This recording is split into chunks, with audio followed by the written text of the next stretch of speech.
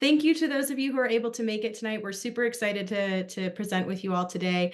My name's Olivia. I'm our Director of Content and Narrative here at Logic Prep. I'm also a member of the college advising team, and I'm super excited to introduce to you two of my colleagues who are super knowledgeable on the subject of all things college applications. We've got Jamie and Danielle here today to just talk with you through everything that you possibly need to know about applying to colleges and universities in the UK. So I'm going to turn it over to them for the duration of the event. Just a heads up for everyone, a reminder, we are recording this webinar, so if you have to dip out at some point and you can't watch the whole thing, we will send out the recording to everyone after the event is over. And we'll also have a Q&A open for the course of this as well, so please ask questions in the Q&A. We really welcome your specific questions and want to hear from you, so we'll have plenty of time at the end to address those as well. And I will pass it off to Jamie and Danielle. Thank you so much, Olivia, and hi, everybody. Thanks for joining us. We're really excited to spend some time with you today talking about everything you need to know about UK applications.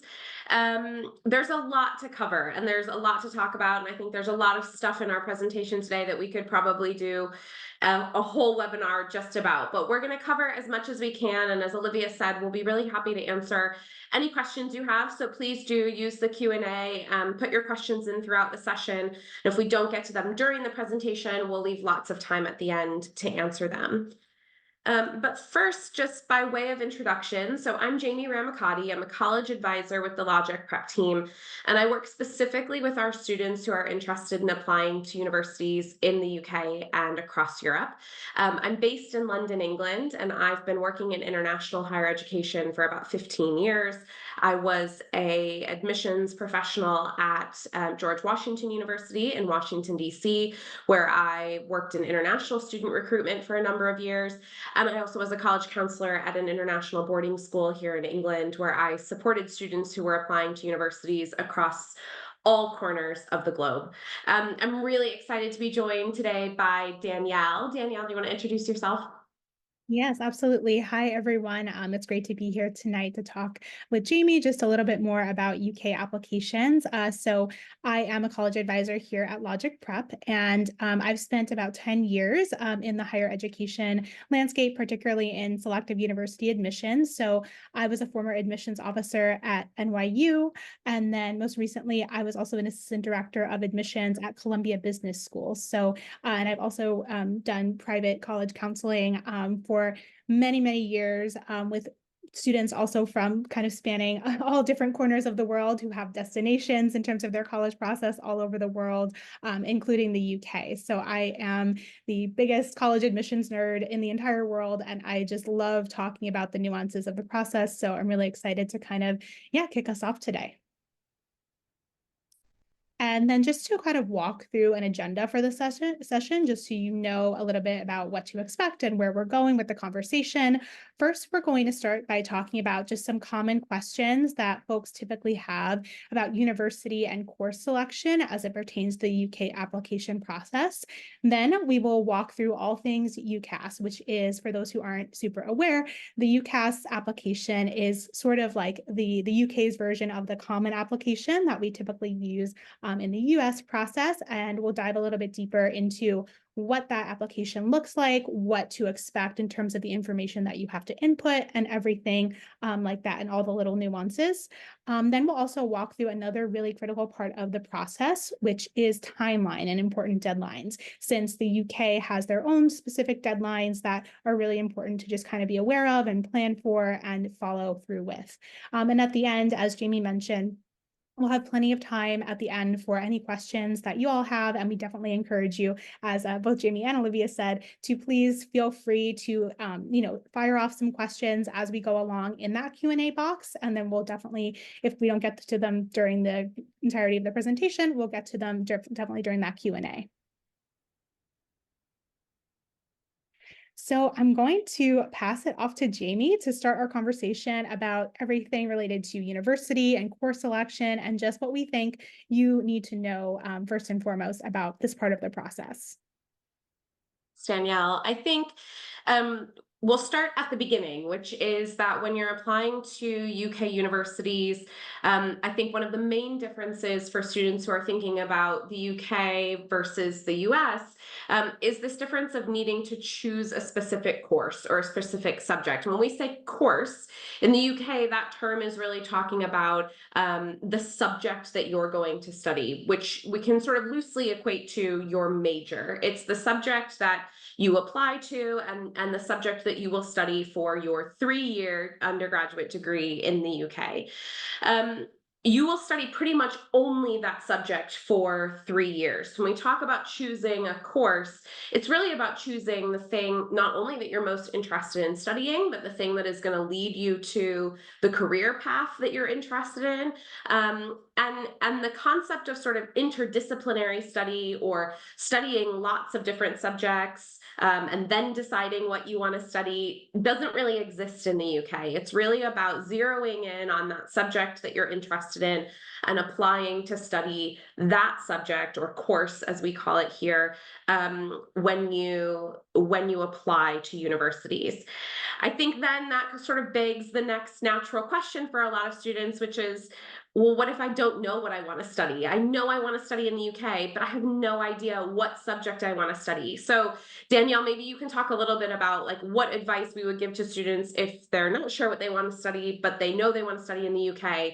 What should their next steps be? Yeah, absolutely. So this is one of those parts of the process that actually has a little bit of overlap with the US process as well. And just in terms of developing your interest and really figuring out what is it that you want to study for your years at university.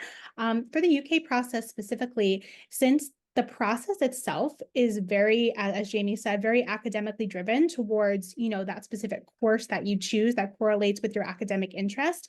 I think really a great place to start is just thinking about in terms of the courses that you've taken at school, doing a lot of self-reflection and thinking about what subjects really speak to you. Where do you find yourself, feeling most confident, most happy? What subjects do you always look forward to? And thinking through kind of more deeply about what parts of those subjects really, speak to you. So you may be taking, an AP, for example, an AP psychology course. And in that course, really kind of dialing down and thinking about, okay, is it the units on clinical psychology that excite me the most? Did I really not like learning about abnormal psychology? So just being really reflective and asking yourself questions about the things and the subjects that you're learning right now is actually a really, really important place to start, especially for the UK process. Then I would also just say using the resources that you have, especially now we have so much in terms of social media resources, using college Instagrams, looking at stories of students who have been profiled for college Instagrams, and looking at what subjects they study, what their experience has been, just using those tools to your advantage to kind of build out a bigger picture in your mind of what it's actually like to study in a specific subject.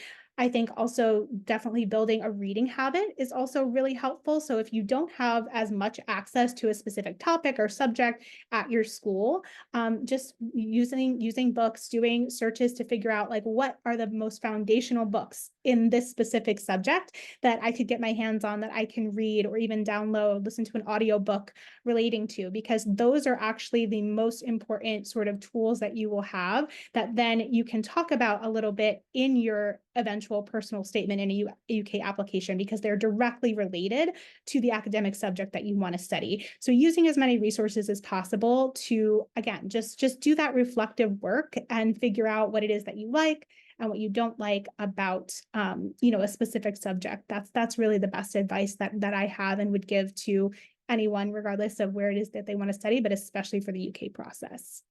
Yeah, I actually want to just skip ahead to the next slide because we've put, it might be quite small for some of you on your screens. But we're going to talk about UCAS in a few minutes and as Danielle said, UCAS is really kind of the hub of where you'll submit applications to UK universities. But it is also an incredible resource of information about courses that are available in the UK, about the application process, about writing the personal statement. They've got loads and loads of resources there. And what I've put here on the screen is an example of these UCAS subject guides. I've put an example of the computer science one on the right-hand side of the screen. On the left-hand, just an image of some of the other subject guides that are available. And I think these can be really useful because it will provide you with kind of an overview of each of the subjects. But one of the really important things that these subject guides talk about is where a degree in this subject will take you. So what are your career options if you study computer science or anthropology or art history? And I think that really helps a lot of students start to think about kind of what's the future after this degree at a UK university. And it also then leads you to other related subjects. So for example, if you're reading about computer science and it sounds really interesting, it's kind of like that great Netflix feature that says, you know, if you enjoyed watching this, you might enjoy watching this, because it's going to really direct you to some of the other subjects and courses that might be of interest if you found the page that you're looking at to be of interest. And the last thing that these subject guides provide that I think is really useful for students is application advice. They'll talk really candidly about what universities are looking for in successful applicants to this course, and what makes a really strong and compelling applicant to these specific subjects. So that is one, I think, of the many great resources that you can use, and kind of one of the first ports of call when you're thinking about what you want to study, what course you might be interested in, because you really have to know that before you can move through the rest of the UK process. Just want to go back here, oops, because we had a couple of other questions to talk about on here. One of the things I get from students a lot about kind of choosing the course and this kind of first phase of the research process is about changing your course. We know that the US higher education system is really known for providing a lot of academic flexibility to students. So you can start at a US university or college undecided, you could change your mind after you've started, you could add a double major or a minor, and generally that academic flexibility or some degree of academic flexibility is provided across US colleges and universities. Unfortunately, not so in the UK. So again, back to kind of the importance of really feeling confident in your course choice, because if you change your mind, you essentially just have to start over. There is really no kind of internal transfer process between courses. You really would just reapply and start your course, your new course from the beginning. So just something to bear in mind as you're thinking about making that course choice and making sure that you're choosing the course that is the right fit for you. And then the other thing I just want to highlight on this page is, you know, we've talked a lot about choosing the right course, and obviously you're also choosing a university. And for some students, that process feels a little bit backwards because first you decide what you want to study, and then you look at universities that offer that course and identify which universities might be the right fit. And you'll see that on this slide, we've included a map of the UK. And again, I know it's quite small and I'm not expecting anyone to be able to read the names of York and Huddersfield and Nottingham and Loughborough, but I really just want to highlight here that the UK is, although not big in size, is certainly big in diversity and in what it has to offer students. And there's quite a lot of incredible universities outside of the London area. I live in London, so I'm partial to the London universities, but I always want to encourage students to think outside of London, think about some of the other great cities in the UK, Edinburgh and Manchester and Leeds, and some of the really, really great universities. If you look at kind of the top universities in the UK, you'll find that quite a few of them are not in London. And so I just put this map here as kind of a reminder to students and families that as we're thinking about choosing a course in a university in the UK, it's really important to be open-minded to kind of everything that the UK has to offer and other cities and opportunities outside of the London area. Danielle, anything to add on kind of choosing a course and choosing a university?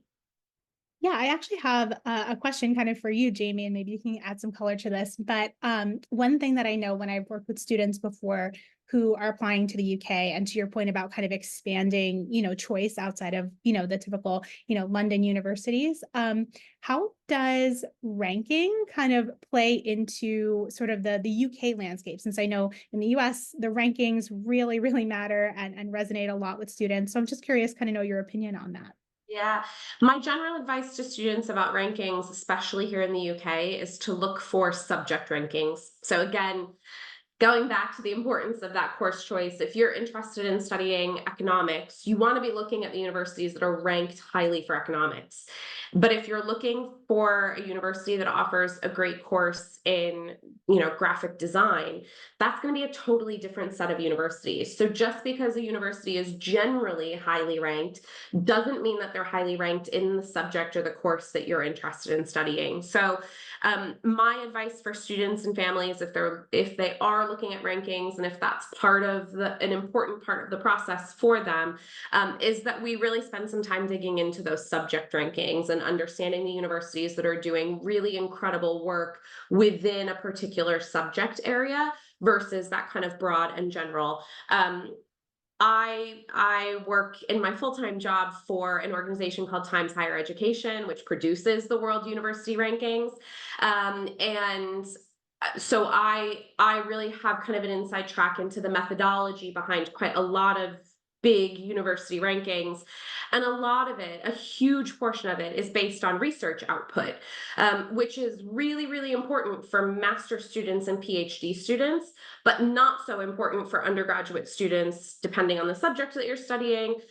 It may not mean anything to you if this university has a high percentage of PhD students who are putting out published research. So I think it's really important to know which rankings you're looking at and to really focus that into the particular subject that you're interested in. And that really will help you get a better sense of which universities are performing really well in economics or art history or graphic design or engineering or whatever it is that you're interested in. Thank you for clarifying that. Yeah. Let's move on and talk a little bit about the UCAS application. Danielle, you sort of alluded earlier to the fact that the UCAS application is kind of like the Common App for UK universities. And I think the kind of most important thing to talk about here is, and one of the biggest differences between the UK and the US and applying through UCAS, is the number of universities that you can apply to. So obviously, Danielle, when we work with students who are applying to universities in the US, we have kind of a recommended number of universities that they can apply to, which is that they should apply to, which is usually anywhere from 8 to 12-ish. Exactly. In the UK, you can only apply to 5 courses. Now, that generally for most students means 5 universities, 1 course at 5 different universities. For some students, that could mean 2 courses at 1 university that are really similar and 3 courses at 3 other universities. But in total, you can only apply to 5 courses.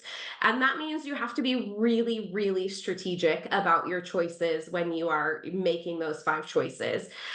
Danielle, I don't know if you want to talk maybe a little bit about kind of how we approach sort of the strategy of building a list broadly with students in the US, and then I can talk a little bit about how we might do that differently in the UK. Yeah, absolutely. So in the US, with the US process, building a college list, since it is quite a bit more expanded, we're looking at anywhere from, as Jamie said, 8 to 12 schools. We are really looking at, I would say, we're looking at obviously the academic impact of the different degrees and schools that we're looking at, but we're also, I think, being really well-rounded in looking at, location, looking at, the different student life available, which will be somewhat similar, obviously, with the UK application as well. But again, I feel like it's of course driven by the academics, but knowing that the flexibility in the US system, you could go in as a biology major and end up taking a couple of general education requirements and end up a graphic design or an art history major. I think the list building process does center a little bit more on like that holistic sense of what we call fit. So what, how a student feels about all of the different elements of that specific school. I would also say in terms of building a balanced college list in the US, we tend to sort of advocate for students to have a range of schools based on like the acceptance rates and the acceptance criteria that we know as college admissions counselors. So you may have heard of, lists based on reach schools, target schools, and more likely or safety schools. And that is like a huge, huge factor as well that comes into play when building what we call a balanced college list for the US process. Yeah, and Danielle, to contrast that with the UK, because you can only apply to 5 courses, we tend to be really, really thoughtful and strategic about what those 5 course choices are. So we start by building a list of maybe 15 or so universities or courses that are fit the criteria that the student is looking for, but then ultimately narrowing that down to 5. And one of the biggest differences in the UK and the US admissions process is that the UK process is a lot more focused on academics, and UK universities and the individual courses will provide a really specific entry requirement for every course. So if you're an IB student, you might see that the entry requirement is a 38 on your IB, and it requires higher level math. If it's economics, let's say. Or if you're an AP student, it may say that you have to have 4 AP exams with 2 5s and 2 4s and an ACT score of a 30 plus. And those are just kind of hypothetical examples, but to give you a sense of how specific the entry requirements are. For that reason, we align a student's academic profile with the 5 course choices that they're making. So it would be very, very, very rare that I would advise a student to apply to a course where we know that their academic credentials are not going to line up with the entry requirements. The other thing that is sort of relevant for is that you really won't see UK courses publishing their admit rates, because students can only apply to 5 courses. All students who apply are kind of self-selecting which courses they're applying to, which means that you've got a lot of qualified students who are applying to courses. It also means that admissions representatives in the UK won't encourage students to apply to a course if their academic profile isn't a fit.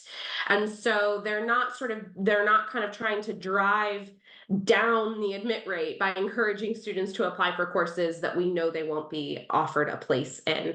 And there's so much nuance that we could go into around kind of the entry requirements and offers that UK universities will give, and that will be conditional upon your final IB scores and your final AP scores and all that stuff. And I'll happily answer any questions about that. But that is, I think for me, the biggest difference in the actual application process is that real focus on academics and the need to really choose your 5 course choices carefully, and choose them wisely so that you're not wasting any of those 5 opportunities.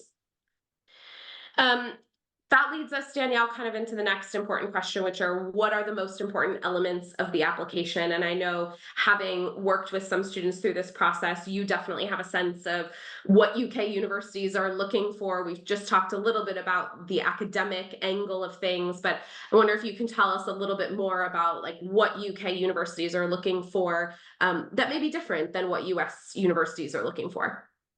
Yeah, absolutely. So, as Jamie just discussed, academic aptitude, as demonstrated by your grades and in some cases your test scores, that is a huge part of the process. And then another huge part of what UK universities are going to be looking for is what is expressed in your UCAS personal statement. And the UCAS personal statement is quite different and quite distinct as opposed to what we see in the US process. So in the US process, when you're writing, typically for most universities, your common application personal statement. That personal statement, there's many different prompts you can choose from. You can choose to write about really anything that you could possibly imagine. You can really be very creative with how you approach the question. And what I would say that admissions officers are looking for from the US perspective in that personal statement is just how you think, looking to see your writing skills just more generally, like how do you express yourself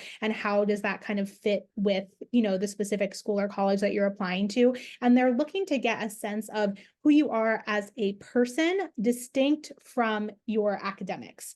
So the UK process is kind of the complete flip side of that.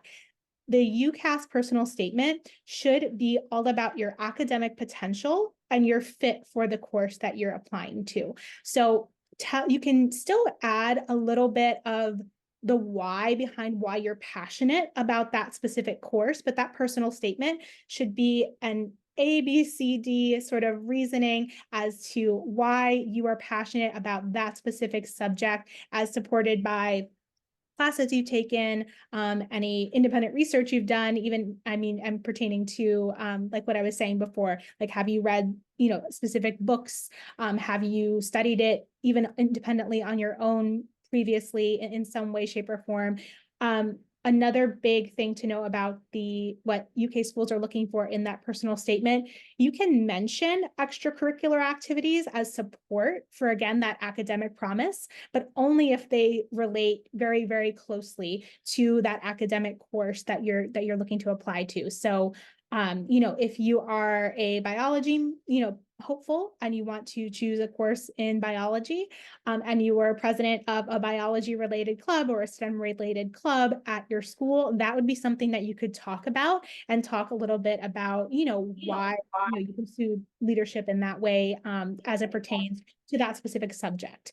But the real thing that the schools are looking for in the UK, again, it's just that fit and that alignment with that academic subject, and for you to make your case as to why, out of all these other highly qualified students who already meet that minimum academic, criteria, why you are the perfect fit to be, essentially like a scholar in training to really be at the top of your field in that specific field.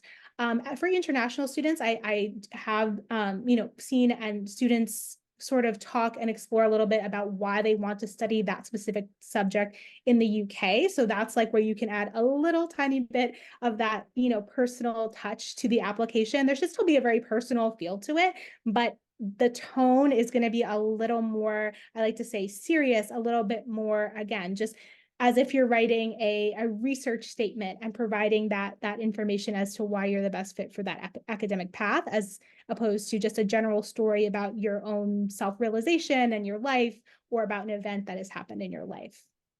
Yeah, that's right, Danielle. And I always tell students the Common App essay for the US is much more kind of narrative, almost creative writing. And the personal statement for the UK is more academic, evidence-based writing. The UK universities do not want any of the kind of fluffy language that we might use in a more narrative style essay. It really, as you said, is that kind of direct and to the point. The other thing I often encourage students to do is, as it relates to the personal statement, is to look at the course pages on the university websites of the universities that the courses that they're looking at, because there'll often be a section where the university will say, successful students in this international politics course are critical thinkers who have an open mind to different cultures, and they'll list out some of the characteristics that they think makes a really compelling student and applicant.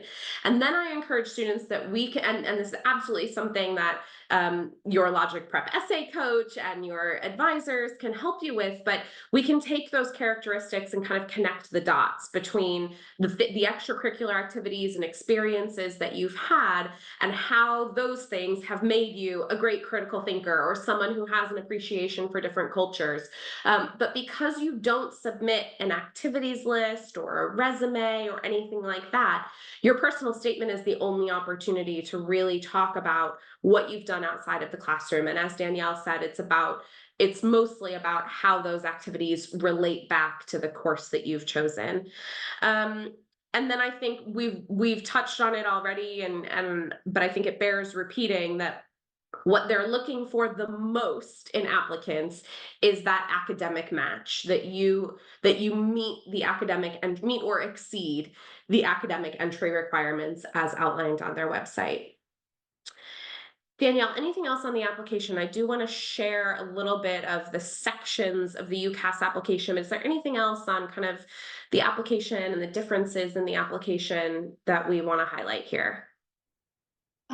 No, I think you highlighted actually something that I wanted to mention as well, was that with the UCAS application, there is no activities list. So as Jamie said, the only opportunity you'll really have to demonstrate kind of what it is you do outside of your classroom work should be directly applicable to what you're studying, and because there will be no other opportunity to sort of add in a long list of other things that you do in the application, which in a way is kind of nice because again, you get to really focus and just show your passion for your subject.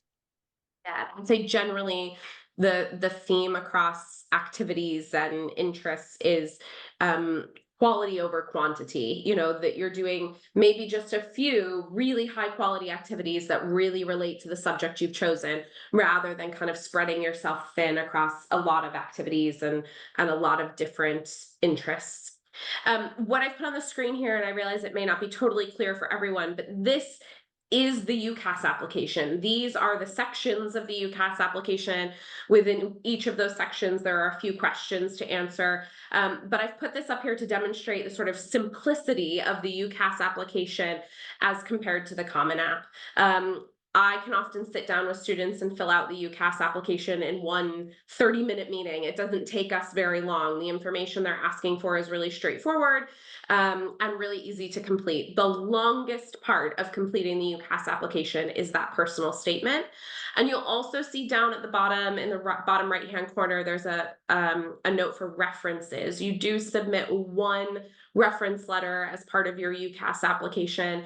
That generally comes from a school counselor, but at some schools, they may nominate a teacher in the subject that you're applying to. So again, if you're applying to study biology, your IB bio teacher might be the perfect person to write your UCAS reference. When I was a college counselor at the boarding school, we would often just sort of collect the input from the relevant teachers and then lump that into the reference as a way of getting as much input into that one reference letter as possible.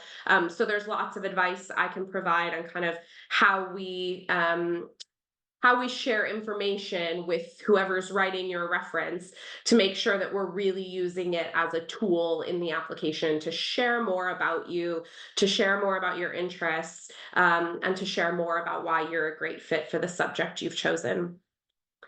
The last thing I just want to talk about as relates to the application, and I know this was a question that came in from someone who registered for today's webinar about standardized testing. And this is an interesting question for the UK because we are seeing that more universities across the UK are accepting SAT or ACT scores as a part of their entry requirements, generally for AP students. So if you're an IB diploma student, your IB diploma alone is enough for you to apply directly to UK degree programs. So they will provide the IB diploma requirements, and we'll choose your courses based on your predicted IB scores and how those match against the total IB requirement for the courses we're looking at. For AP students, it's a little bit different because some universities, some courses will offer you a sort of combination of AP and SAT or ACT scores. King's College London is a great example of this, and I know a lot of students have King's on their list, but King's has a system where they sort of provide 3 columns, and you can either choose an item from column A and an item from column B to meet the entry requirements, or one thing from column C. And that's usually, 3 or 4 AP exams at a certain grade plus an SAT or ACT score at a certain grade, or 5 AP scores at a certain grade. Now, the tricky thing with that is that not all universities will accept SAT or ACT, so you won't be able to make that combination at every university. Some universities won't look at them at all. So I would say, generally speaking, it's certainly not as important as the US. I would not encourage students to take the standardized tests just for UK applications. Typically what I would say is if you're already taking the SAT or ACT for your US applications, then we can look at how you might use them in your UK applications. But if you're an IB student, you won't use them at all. And if you're an AP student, you might not. It depends on the universities that you're looking at. want to move on now to talk about timelines and important deadlines. And you'll see on the screen here that I've put up a really brief, kind of abbreviated timeline. This timeline pertains to students who will be applying to start university in September of 2025. And what you'll see here is that for most students, the timeline is more compressed than for the US application process. So there is one early deadline in October, and that is only for students who are applying to Oxford or Cambridge or medicine, dentistry, or veterinary sciences. Otherwise, the deadline for every other undergraduate course is at the end of January. Next year, it'll be the 29th of January. And there is no such thing as early action or early decision. So the application will open in mid-May. It'll open in mid-May, but you can't actually submit it until early September. So you've got a lot of time to work on it. But even then, when you can submit it in September, the deadline's not until January, and anybody who applies between September 3rd and the 29th of January has to be given equal consideration in the admissions process. So there is no such thing as early decision, early action, preferred admission, anything like that. The only thing to be really aware of is that kind of middle deadline of October 15th if you are interested in Oxford or Cambridge. And certainly that's a much more nuanced conversation about those two universities. Danielle, anything from you on kind of timeline and important deadlines and how students might want to think about this in relation to their US applications? Yes. So I definitely think it's important if you are somebody who is sort of deciding between, or am I going to apply to just UK schools or am I going to do US and UK? Really kind of deciding what your priority is if you are someone who's going to do US and UK applications.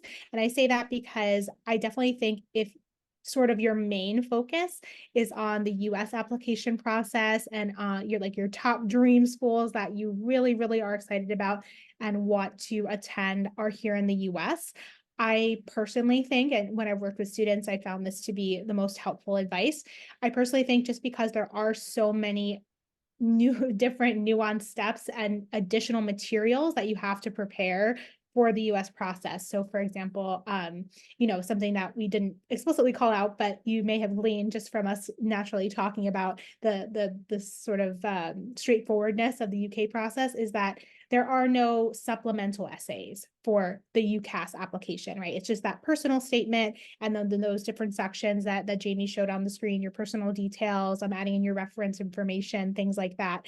Whereas for the US process, even though you have that one common personal statement that may go to many different schools, a lot of, I would say, and especially the most competitive schools in the US will have at least 1 to 2 additional supplemental essays per school. So I personally think that if your heart lies within the US process and you're kind of thinking about, the UK process, that you're still interested in it, but it's not really your main priority, it definitely benefits you to start working on the US process sooner, and kind of pour yourself more into that end of the process first.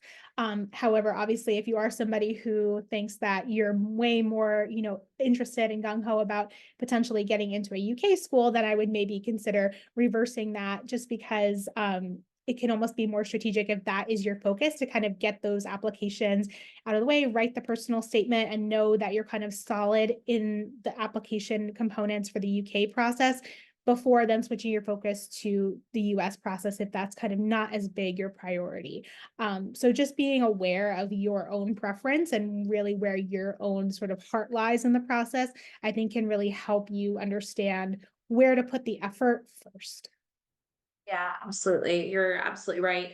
And as we said, because the UCAS process tends to be a bit more straightforward and have less bits and pieces to be completed, it often can be something that you work on kind of after you've completed the bulk of your US applications, especially if you'll be applying early action or early decision anywhere, which most students probably will.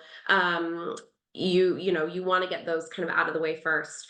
The only other kind of deadline related thing that I want to flag that comes up quite a lot with students is if you're applying to both the US and the UK, you may find yourself in May in a situation in which you have to deposit at a US university, but you have conditional offers to UK universities.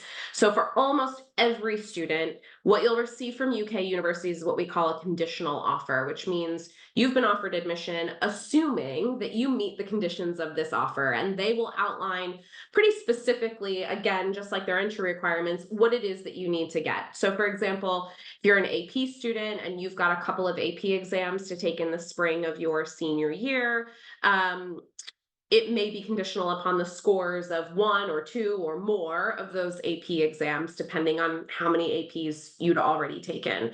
For IB students, your conditional offers will be based on your final IB results, which you'll receive in July. And so you may find yourself in a situation where your US universities are requiring a response by the 1st of May, but your UK offers are conditional and you won't receive the scores for your conditional offer until later in the summer. And that is something certainly that your college advisor can kind of help you navigate.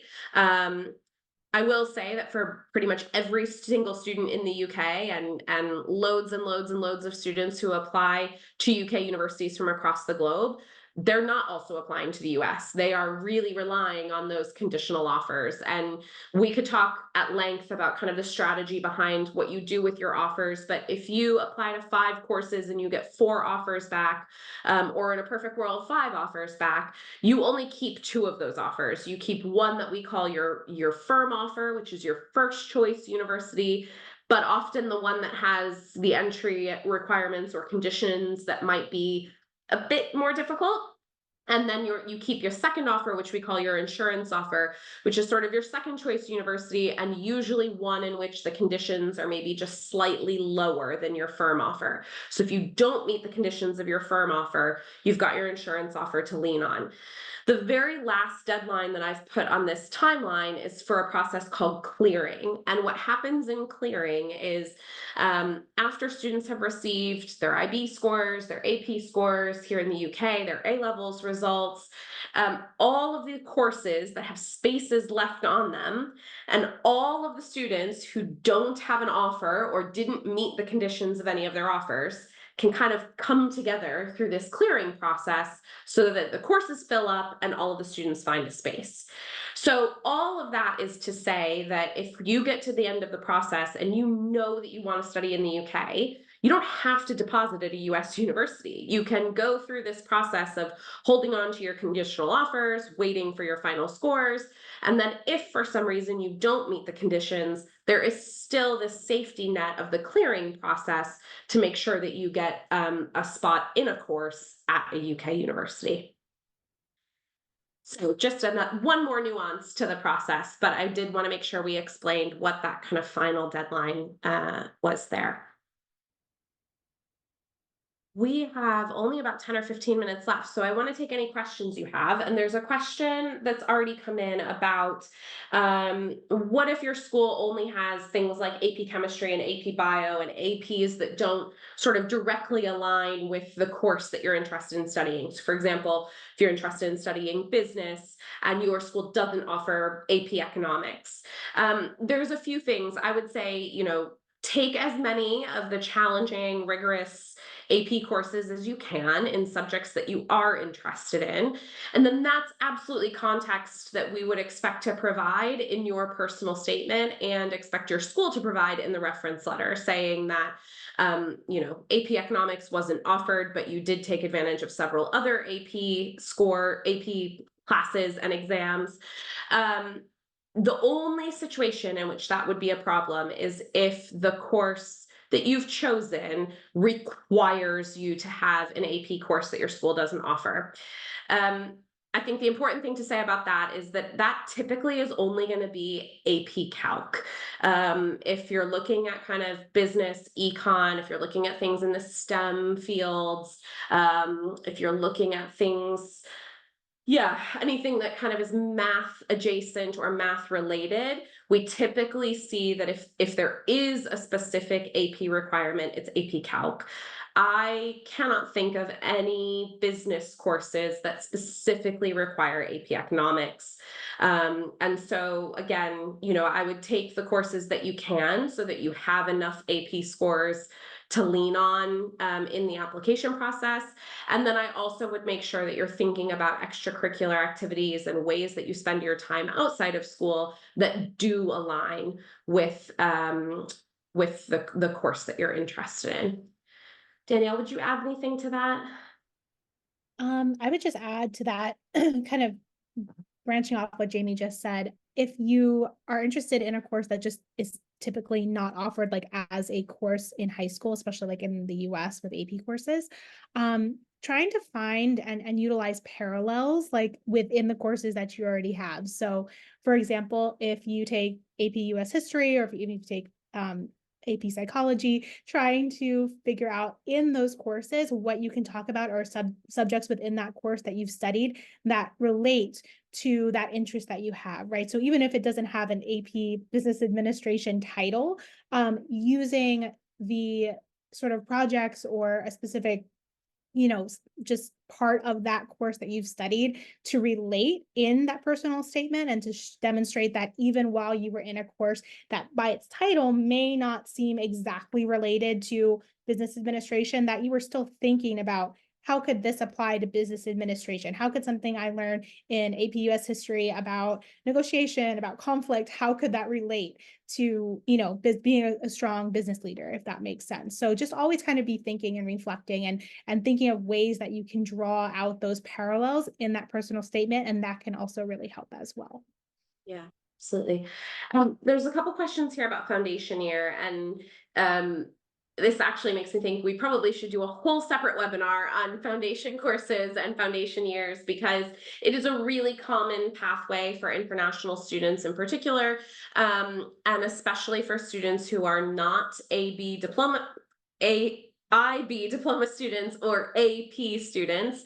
The foundation year really is in most cases the only pathway to UK universities, and I think there's a lot of sort of ins and outs of the foundation year process, but the summary of it is that a foundation year gives students kind of an entry point into the UK higher education system, and you can look at courses that are what we call an integrated foundation, which you'll find those courses on UCAS, and that means, for example, that if you're applying to study, you know economics. I don't think there's a foundation attached to economics at University of Manchester, but we'll just use it as a hypothetical example.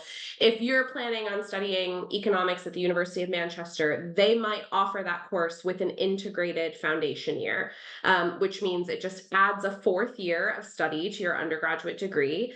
And you spend that first year really just kind of getting up to speed to make sure that you are ready to go directly into the degree program. If you apply that way, you're affiliated with the university already, and you go directly into the degree program upon completion of the foundation year. Then there's a few other foundation year options which are a little bit broader. So King's has one, for example, that's really popular. UCL has one.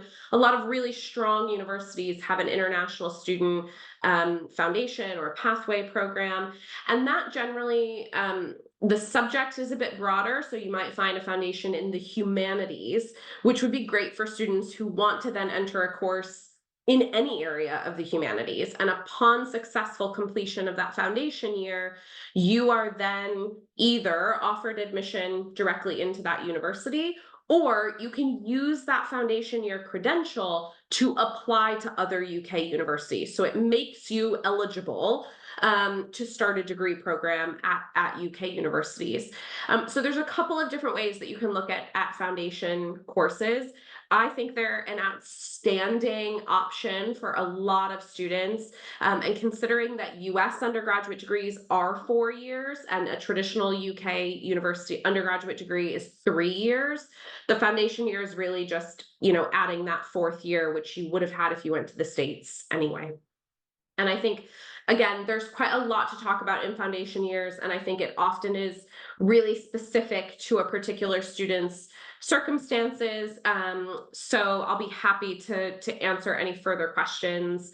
And certainly the Logic Prep team can help connect us if we want to have a more detailed consultation about particular circumstances as it relates to foundation. In our last few minutes, are there any more questions for Danielle and I? I know it was quite a lot of information. And as I said, quite a lot of these subjects we probably could have spent a whole hour talking about, but we hope that this has given you a good overview of UK applications and highlighted some of the really important differences between the US and the UK. And especially at the end, provided a bit of an overview and understanding of the timelines and deadlines that you need to be aware of. Last call for questions. We will circulate the recording from this session, and there's also a survey that we'd like to ask everyone to take about the session. We will share that link with everyone. I don't know if we can share it publicly in the chat here, but please look out for the link to the survey. And there we go. And the link to the survey is now in the chat. So it would be great if you could take a minute to click on that link to the survey and let us know how we did today. We'd love to hear from you. Great. Thanks everybody for joining us. It was Danielle. It was really a pleasure to share the screen with you tonight and talk a little bit more about UK and US applications and help families really understand some of the nuances of this process.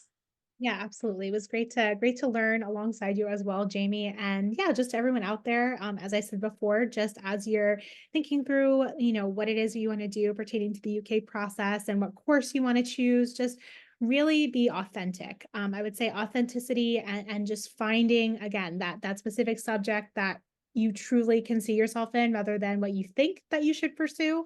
That goes a long way, just across the board when you're writing your essays and when you're, participating in this process. So definitely, advocate for that, for everyone out there as well. Thanks everybody. See you soon.